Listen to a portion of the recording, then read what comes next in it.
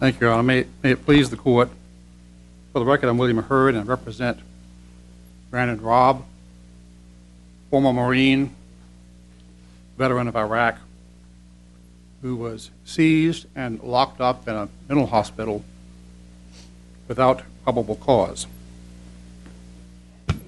We have all read in newspapers of those stories where there has been a failure in the mental health system resulting in someone who should be in the hospital not being so confined. And those results are tragic. This is from the other side of that same coin of incompetence. Here we have someone who was not mentally ill. There was no probable cause to believe that he was mentally ill. And the record shows that, with the report of Dr. Martin, there was a lack of any evidence of mental illness. And yet he was seized from his home and later confined to a hospital for a period of time. Now, the central evidence in this case is the report of Dr. Martin. We're here on summary judgment. And her evidence is the evidence on which this case must be decided. And what she said was that there was a lack of evidence of mental illness, and it was a violation of professional standards and grossly negligent for Campbell to file his petition for involuntary treatment against Raub, and also a violation of professional standards and grossly negligent for him to order, decide that Raub be seized at his home. But let me ask you this. It seems to me that you're arguing that there's a different standard by which to determine probable cause to take a person into custody for psychological examination. But if the person is a mental health expert versus a police officer, that there's a different standard to evaluate probable cause that depends on the education, perhaps, of the individual who's made the decision. Am I right that you think there's a different standard? I think that's right. I think you have to exercise reasonable professional judgment, and that is what the district court actually said. So the amount of evidence that would be necessary for a police officer to make that decision might not be sufficient for a person with mental health training, mental illness training. Exactly. And Mr. Campbell is supposed to be a trained mental health professional. I've never seen that, though. I mean, if that was true, it would seem to me that we would have different scales for law enforcement officers depending on whether or not they were a rookie or a 40-year veteran, whether or not they'd been to classes dealing with this or not. And I've never seen in the law enforcement context a different standard depending on how much education you have or your experience. Your Honor, let me address it in terms of what I believe the baseline principle is. And it was articulated again by the Supreme Court in the Hine case only last month. It said the Fourth Amendment tolerates only reasonable mistakes. I hope the Fourth Circuit would tolerate only reasonable mistakes as well. The Fourth Amendment tolerates only reasonable mistakes. And those mistakes, whether of fact or of law, must be objectively reasonable.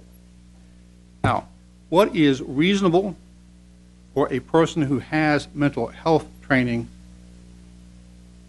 and what is reasonable for a policeman on the beat are all very different things. Is there any case you've got from anywhere in the country that makes that distinction? Yes, sir. We cite in our brief a case out of the 10th Circuit.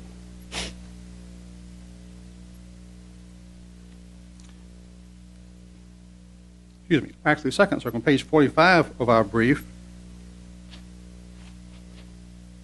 Though committing physicians are not expected to be omniscient, the statute implicitly requires that their judgment affecting whether an individual is to be summarily deprived of her liberty be exercised on the basis of substantive and procedural criteria that are not substantially below the standards generally accepted in the medical community. That doesn't seem to be a probable cause determination, though. It seems to be a standard with respect to commitments, but not as to probable cause, which, as the Chief suggests, should not be a sliding scale depending on the experience or expertise of the particular individual involved. Either you have probable cause or you don't. Well, let me address that question in two ways. Number one, if a police officer happens to know something about a situation and that would tend to exonerate the person against whom he is seeking a warrant and does not convey that, well, that certainly is a problem for the police officer in a case like this. And we have that here. We have that here in terms of the interview by Campbell of Raub's mother, who said she saw no changes in his behavior. A very critical fact, as Dr. Martin discusses, and yet withheld by Campbell from the magistrate. We also have this fact. If a jury based... Now you're talking about the determination of the magistrate. The question is whether or not the initial seizure was appropriate. Well, and what information did Raub have and the police officers have at the time that supported that determination? That's what we need to. Well, of course, we have really two different deprivations here. The deprivation at Raub's home, we believe, was instigated by Campbell. He's the one who made the decision.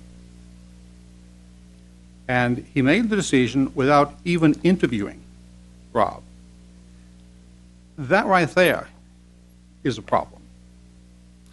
Even if you get past that, when he's in Campbell's custody and is being interviewed by Campbell, he's supposed to conduct a reasonable interview. He's checked off the box delusional, paranoid. Why did he check off paranoid? Well, the Diagnostic Standards Manual gives 5 reasons why a person might be psychotic, not otherwise specified, which he checked off. Hallucinations, Campbell said he didn't find any. Disorganized speech, Campbell said he didn't find any. Grossly disorganized, Campbell said that didn't apply. It's on his deposition. Catatonic behavior, Campbell said that didn't apply. The 5th one is delusions. That's what he said applied. What delusions are you talking about? Well, the delusions were that Mr. Raub believes, as do a lot of other conspiracy theorists, Mr. Raub believes the United States was involved in 9/11. He believes the United States is involved in dropping thorium from airplanes. I don't think that. I don't think this court thinks that, but a lot of Americans do think that, and it's all over the internet. Those are not delusions in the clinical sense. What about the fact that Mr. Raub believed that a revolution was coming and he was the intended leader of that revolution? That seems a little bit delusional to me. Well, of course, as we point out, there was an emoticon wink following that, but no. That is not enough to say that you are psychologically delusional. It may be... Maybe not as a conclusive matter, but the question is whether or not there was enough probable cause. A very flexible standard, not intended to be an overwhelming standard, but whether or not there was enough to inquire further. Yes, Your Honor, and that is a question to be decided on the evidence when the finder of fact hears expert testimony from both sides. Well, if but wait, hold on. Don't. Excuse me. But if the facts are in fact not in dispute, and the question as to reasonable objectiveness is Isn't that a question, a matter of law for the judge to sort out? Your Honor, not when it comes to what conclusions you can draw in terms of mental health.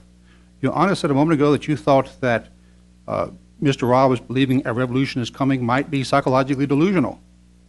That is for a psychologist to say, Your Honor. And the only psychologist in this case has said, no, that is not evidence of delusion. She looked at everything that Mr. Campbell looked at, and she said that there is a lack of evidence of mental illness. This case ought to be remanded. Let us put on that evidence. Let Mr. Campbell put on whatever evidence he has to support his conclusion that there was mental illness, and let the finder of fact decide if there was, in fact, probable cause to reach that result. Let's suppose that the decision had been made by a police officer. Would Dr. Martin's testimony then be relevant as to what she, as a psychiatrist or psychologist, I forgot which she was, what her view was as to whether or not probable cause, as to whether or not psychological illness existed? I think it'd be relevant, but I think that in that case that a layman's view of it would be certainly relevant as well. In this case, where you've got a supposedly professional mental health expert making the determination, I think you've got, one of the cases we cite in our brief says this, you've got to have mental health testimony, mental health expertise testimony in order to draw any conclusions as to whether a particular fact suggests mental illness or not. All right, so your position really is dependent on whether or not there's a different standard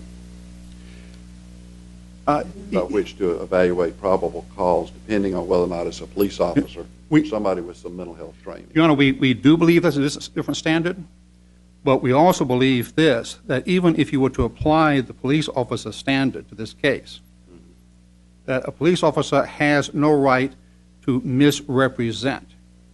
And we believe the evidence in this case would allow a jury to conclude that Mr. Campbell knowingly or recklessly misrepresented to the magistrate the condition of Brandon Raub. He withheld critical information that the person closest to Mr. Raub saw no change at all in his behavior. That is abysmal. Secondly, he told the magistrate that Mr. Raub was paranoid and delusional when he knew better. He is a trained mental health professional. A trained mental health professional would know better than to make those comments. So under your view, the police officers should have not called a mental health professional at all. No. The reasonableness, the standard is lower for them, and they certainly had sufficient indication of threats to himself and others to reasonably seize him. Well, of course, we contend they didn't order the seizure that Campbell did. We just called Dr. Campbell. They'd have been better off. No, we didn't. We're not suing them. Judge Thacker. Our concern only is with Mr. Campbell, who knew better. Now, he may not have known better at the time that Raub was seized at his home, but he certainly knew better at the time he told the magistrate that Mr. Raub was delusional and paranoid. Of course, Mr. Raub refused to talk to Dr. Campbell and talked for over an hour to Dr. Martin. Well, he's not a doctor. Campbell's not a doctor. Well, those are all facts that can come out before a jury. But Dr. Martin says this was a terrible interview. He was tied with his hands behind his back, half naked and barefoot, sitting 5 hours on a wooden bench. That's not how you treat a mental health patient. Maybe how you treat a prisoner of war or an enemy combatant, but it's not how you treat a mental health patient. No wonder he wouldn't talk. That is abysmal. This evidence would allow a jury to conclude that, at least with respect to the petition for involuntary commission, that Mr. Campbell knowingly misrepresented Mr. Raub's mental state. He knowingly did that because he is a mental health professional, and the evidence is a mental health professional would not have reached those conclusions based on what he saw. And since he told the magistrate that Mr. Raub was delusional and paranoid when he knew better, if you apply the police officer standard, he is still liable in this case. So this needs to go back. It needs to go back to the jury, that the competing versions of the facts be presented and a verdict rendered. We ask that you overturn the decision below. Thank you, Mr. Hurd. Let's hear the argument on behalf of Mr. Campbell. Good morning. May it please the court, my name is Stel Parthemus. I'm the Deputy County Attorney for Chesterfield County. With me here today are Jeff Minks, the County Attorney, and Julie Seyfarth, Assistant County Attorney. Let me begin, Your Honor, by saying that this case is before the court on qualified immunity. The issue before the court is whether Campbell could reasonably have known or believed that the action that he took on August 16, 2012 violated Raub's either First or Fourth Amendment rights to be free from unreasonable search and seizure. Now, if the standard is, as Mr. Hurd suggests, if there is a different standard for mental health workers than there is for police, it has not been determined what it is. If that is the case, then certainly Mr. Campbell is entitled to qualified immunity because there is no standard. If it is the same standard that applied to police, that's the standard. Your position would be the law is not clearly established, it's not established at all. It's not established at all, Your Honor, yes, sir. And I don't believe the Second Circuit case that Mr. Hurd cited is at all relevant. As Judge Diaz suggested, it's under a completely different regulatory process. What happens in the state where the Second Circuit was talking about is you have an actual psychiatrist who has treated an individual who is not in custody and has made a much more detailed determination about commitment and has actually gone through the commitment process without any judicial oversight at all, at least at the point that is being reviewed here. And it's more along the context of a malpractice situation.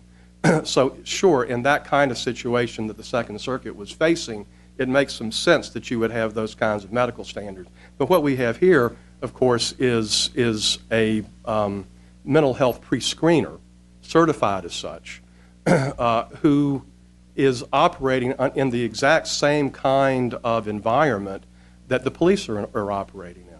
Once Mr. Raub is detained by the police, there are a grand total of 4 hours available before he has to be released unless a further detention order, a temporary detention order is entered. During that 4 hours, the first thing that has to happen is that the subject has to be brought to wherever it is that he's going to be evaluated. In this case, the record will show that it took about half an hour for that to happen. So the first half hour was gone before there was even any contact between Mr. Campbell and Mr. Raub. Then you had an interview. Yes, it happened at the jail. Yes, Mr. Raub did not have a shirt on. The record also reflects that Mr. Raub resisted being detained, had to be forced into the police cruiser to be taken to be evaluated, had to be handcuffed, and actually that the police wanted to charge him with assault and battery of a police officer. So yeah, he was taken to the jail for safety concerns, and he was interviewed there. That was the best that could be done under the circumstances. And as Judge Thacker indicated, he refused to be interviewed after about 12 or 13 minutes. Mr. Raub disputes some of those facts, and if we're dealing with a qualified immunity defense, we have to accept the facts in the light most favorable to the petitioner, in this case, to Mr.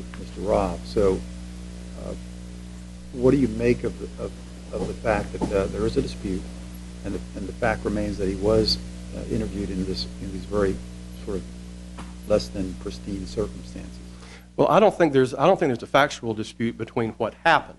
Right. Mr. Raub did not submit an affidavit He does not dispute any of the events that happened on August the 16th, 2012. He disputes through his expert, who I will get to in a minute, what the significance of those events might be.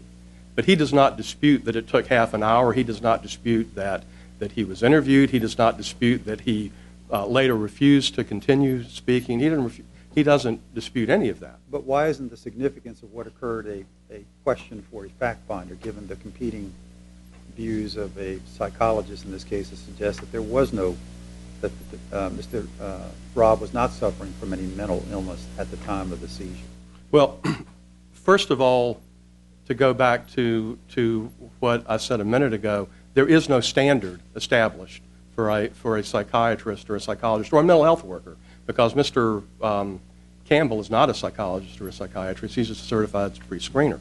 There's no standard established for him to know where the line is. That's the first thing. So they needed to get a certified pre-screener to opine as to the standard. Well, I don't think that would have helped, Your Honor. I think there's other things going on here, and there is a case that I want to bring to the court's attention that I apologize is not in our brief that we found afterward, but I think it really bears on the situation that we have in front of us. Let me begin by making this point, which is that we have other mental health experts in this case. They didn't testify, but the record establishes that ultimately, after Mr. Raub was detained and taken to John Randolph Hospital, he was treated and evaluated for an additional 2 or 3 days, and the mental health officials at John Randolph agreed with Campbell and further petitioned for Mr. Raub to be detained for up to an additional 30 days. And there was a full evidentiary hearing held in front of a special justice of the General District Court of the City of Hopewell, and as a result of that hearing, it was also determined to lengthen the period of detention for up to an additional 30 days. Now, I think the significance of that is underlined by this case, Your Honor. It's the case of Doe versus Whelan, W-H-E-L-A-N. It's a Second Circuit case reported at 732 Fed 3rd 151. The context of that case was a slightly different. It was a social services case in which 3 children were removed from a home by social workers on an emergency removal. No judicial involvement in the first instance. Social workers removed the children on the belief that the children were in an unsafe environment. There was an ex parte hearing before the court 3 days later, at which the court entered an order confirming the removal of the children.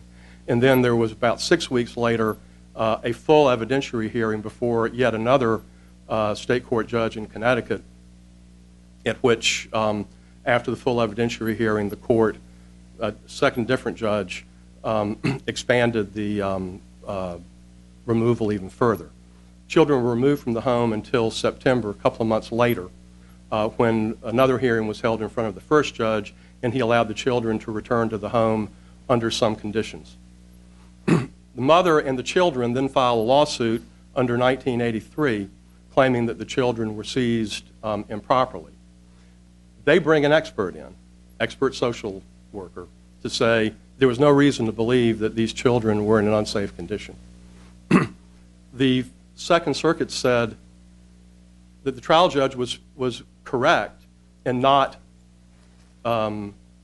considering the opinion of the plaintiff's expert to be important, because you had 3 people on one side and you had one person. It doesn't matter how many on either side. The point is that when you get in situations like this, these emergency type situations in particular, but in any situation requiring professional judgment, you're just going to have a situation sometimes in which different people can come to different conclusions.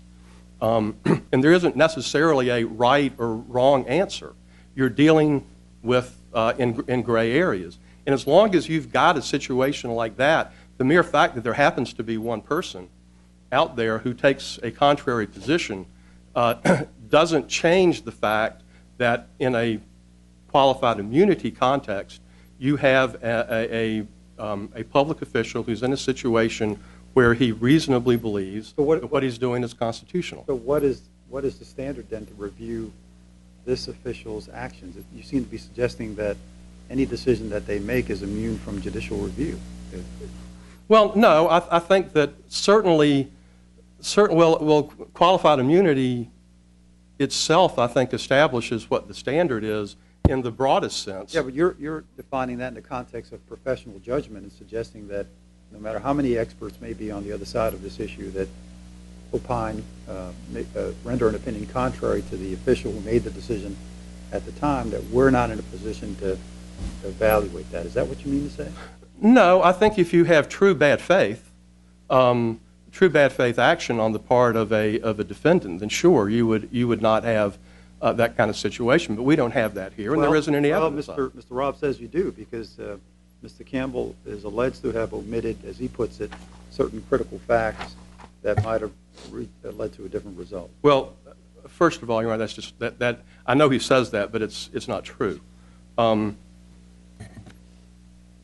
He says that Mr. Campbell withheld from the magistrate the fact of his interview with the mother, and that's just not true. If you go to the appendix, to page 696 in the appendix, in his pre-screening report, Mr. Campbell reports to the magistrate. This was given to the magistrate. This is part of his narrative. This counselor contacted client's mother. She shares the same beliefs and supports her son's behaviors. That's what he told the magistrate. Now, what's going on here, Your Honor, is and this is apparent from Mr. Campbell's deposition testimony. Mr. Raub wants to take that information and say that it's an indicator that Mr. Raub was not mentally ill because here's somebody who agrees with him. That's not the way Mr. Campbell looked at it. What Mr. Campbell said was, okay, I've got a situation here where I've got a guy who believes some things that are kind of out there, but as Your Honor said earlier, he also believes some things that are beyond that. He believes that he's being chosen to be the leader of a revolution. Now, I've got his mother.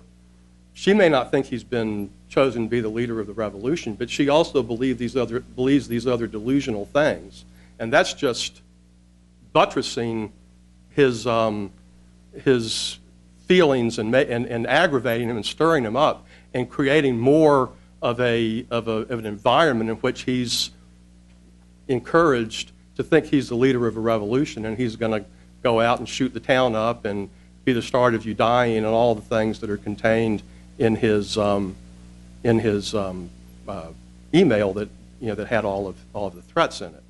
So the difference here isn't so much that he didn't tell the magistrate, it's that he interpreted the facts that were in front of him in a way that Mr. Raub just wants to disagree with. But the facts are still the facts. Mr. Hurd began his opening argument by referencing the fact that Mr. Raub was a former Marine, although once a Marine, always a Marine, but the fact that he does have military service and apparently has some expertise in demolitions and otherwise, how does that, how do those facts apply in this context? Well, I think that they apply in this context because they make the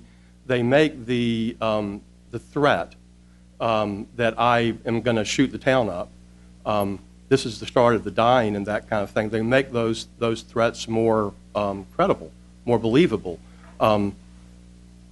It doesn't necessarily obviously have to come from the Marines. It can come from any place, but somebody who has experience in demolition is capable, obviously, of committing a lot of damage. And the fact here is, and it's easy to forget in this climate, but it bears remembering that this all took place just a few weeks after the Colorado movie theater shootings, and people were on the alert in that context about just this type of behavior and what might happen. Well, but the fact that something like tragic like that had happened recently doesn't, to my mind, suggest that we need to dilute the Fourth Amendment and its protections simply to accommodate that concern. No, of course not. Okay. So how is that at all relevant in this context? Well, an individual who is saying he's going to shoot the town up, who is actually just a 15-year-old living at home with no access to weapons, no training in how to use them or anything like that, I think is less of a threat than an individual who has a great deal of experience using firearms and a great deal of experience having been trained in the use of explosives. So, again, it's the means that are available to him. A threat such as the one that Mr. Raub made. I was talking more specifically about the Aurora, Colorado shooting that you referenced that happened at about the same time. And my point was that despite that tragedy, I don't think you meant to suggest that the Fourth Amendment is thereby diluted and officers get the benefit of the doubt and are able to reduce the protections that we're all entitled to under that. No, sir, of course not. But I think that under qualified immunity, I don't know, maybe this is a semantics thing, but under qualified immunity, I think they always get the benefit of the doubt. If you have a situation in which they are acting in good faith, which is what I think you have here. When you have a situation in which, I mean, if they had gone to Mr. Raub's house in response, as they did to all of this information, and had found him, bedridden in a wheelchair and unable to leave his home, then they would not have had a situation where they would have seen somebody who had the means to actually carry out what it was that he was talking about. They might have handled it differently. But the point is, because of his training, because of what he knew, what was available to him and whatnot, he was in a situation where he was certainly capable of carrying through on the threats. And that was one of the points that was raised and addressed in the pre-screening report that Mr. Campbell prepared and gave to the judge, gave to the magistrate.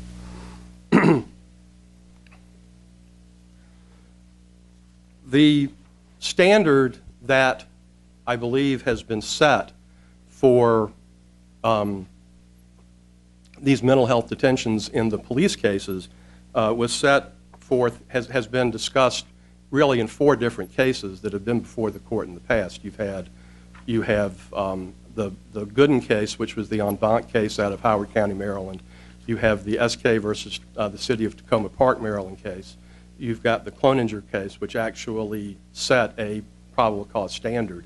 And you have the Bailey case, in which there was no evidence to support the detention. Let me ask you to address an issue. I'm sorry to interrupt you, but sure. I think it's agreed that the law of the state does not give Mr. Campbell the authority to order the detention of a person for psychological examination. Yes, sir. But the position, Mr. Raub, is that regardless of that, he did tell them, he did make the decision, and they would not have taken him into custody without his decision. So what is your response to that position? Well, I don't think that the facts support it, and I don't think the legal, it's clearly. Let's assume the facts support it, just for the sake of argument. Then what is your response? What's the legal response? Well, the legal response, first of all, would be that it was the correct decision. There certainly was enough evidence presented at the scene to support. The question is, can there be liability on someone who does not have the legal authority to make the decision, but who nevertheless factually, as a factual matter, did make the decision? As I understand the law, Your Honor, I don't believe there is, unless he's conspiring with someone else. And in this case, he couldn't have been conspiring with anybody. We know that because Mr. Raub has acknowledged in his brief that the police officers at the scene acted appropriately. I don't know how the police officers could have acted appropriately in deciding to detain Mr. Raub, yet the mental health worker who agreed with him could have acted inappropriately. It seems to me to be a non sequitur. In any case, I think the thread that runs through the mental health cases is that when you have a report of matters that would be appropriate for a detention, if you go and you investigate and you corroborate that those threats do in fact exist, which was done in this case, because Mr. Raub was given every opportunity to say I wasn't serious about the things that I said. And when you have some evidence of a mental health problem, then it's appropriate to go ahead and do the detention, which is what happened here. And that being the case, I believe the trial court was correct in granting summary judgment. Right. Do you agree with your colleague that the standard for determining probable cause to take a person into custody for psychological examination is different depending on whether the person making the decision is a police officer or a person trained in detecting mental illness? I do not agree with him, Your Honor. I believe that they should be the same. And what is that standard? That standard is what was set forth in Cloninger, which is if a reasonable... Prudent man standard. Yes, sir. Thank you. Thank you, Your Honor. Mr. Hurd, reply. Thank you, Your Honor. Briefly, first, with respect to the interview with the mother, what was critical about the interview with the mother was that she told Campbell that she had seen no change in his behavior. That is the critical fact that bears upon his psychological condition that Campbell did not report to the magistrate. Number two, underlying the county's argument is a view that these really were threats in the legal sense that were posted on the internet. If these were truly threats posted on the internet, then there was a remedy under federal and state criminal law. Specifically, under federal law, 18 U.S.C. 875C makes it illegal to communicate threats to harm the person of another when those threats are made in interstate commerce. And it's well settled that posting threats on the internet means you're posting threats in interstate commerce. Now, the problem with that is that the federal prosecutor disagreed with the analysis that now the county is trying to persuade the court to accept, that these were actual threats. If they were actual threats, they had a way to handle it. But if they're not actual threats, and we don't believe they were, you can't say, oh, well, he looks kind of dangerous to me, let's have him committed. No, you don't commit a sane man because you think he's dangerous. That's not the way our Constitution works. If he hasn't committed a crime, prosecutors said he didn't. If he hasn't committed a crime, it's not enough to say. When did the prosecutors say he didn't? They didn't say that day. It was. Yes, ma'am, they did. The record shows, and Judge Hudson acknowledged this, that before the officers went to Raub's home, they spoke both with state prosecutors and with federal prosecutors who said, we don't see a crime here. If there was a crime, if they made a mistake, they should have arrested him. There was no crime. And you can't go to a man who is sane and say, well, you look kind of dangerous to me, and therefore we're going to treat you as if you are mentally insane. Your views are politically revolutionary. You want to lead a revolution. You think that the United States government is not acting properly. You distrust our government. And then, oh, that makes you dangerous, and we're going to lock you up. That sounds a whole lot like the Soviet Union. If the officers had never consulted Mr. Campbell, but had taken your client into custody based on what they say they knew, would there have been a Fourth Amendment violation by the officer? A closer case, Your Honor, a much closer case.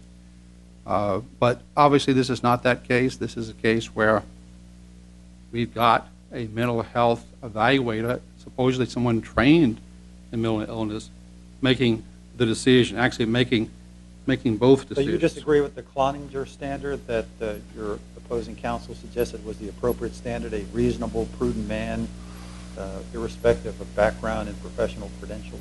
I do disagree with that. And of course, even if that were the standard, sort of the police officer standard that they argue in their brief, the evidence, again, as I said during my opening remarks, would allow a jury to believe that Campbell acted deceitfully or recklessly. And it's well settled that a police officer cannot obtain a warrant by withholding material information or by making statements that are materially untrue, that he knows or should know are untrue. So you think a police officer, when in applying for a warrant, has an obligation to advise the magistrate of all the evidence indicating the innocence of the defendant before he can get a warrant? I think that if he withholds evidence, and that's the law, and I believe that's well established in the Fourth Circuit, that is the law.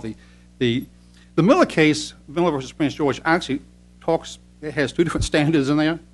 One standard is the officer must act reasonably in getting a warrant, and that if the officer acts unreasonably and nevertheless gets the warrant, then he is liable if there's no probable cause.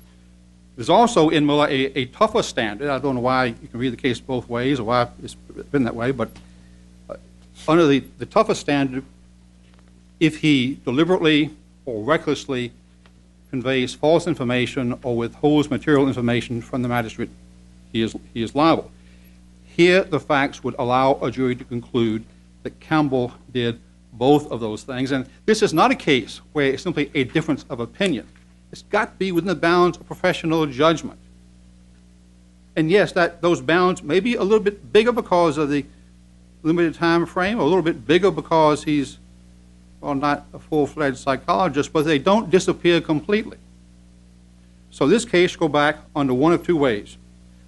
Send it back under the police standard and let us show that Campbell lied or acted with reckless disregard for the truth or acted unreasonably. However that Miller standard is read. But if we don't have a separate standard for mental health professionals, then please, in addition to sending the case back, use this case as an occasion to give us one. Under Saussure, that approach is not any longer required, but give us what a standard should be when a mental health professional goes awry, so that they know, so we all know, how to hold them accountable. Thank you, Your Honor. We'll come down to Greek Council and then take a break for about 5 or 10 minutes. This honorable court will take a brief recess.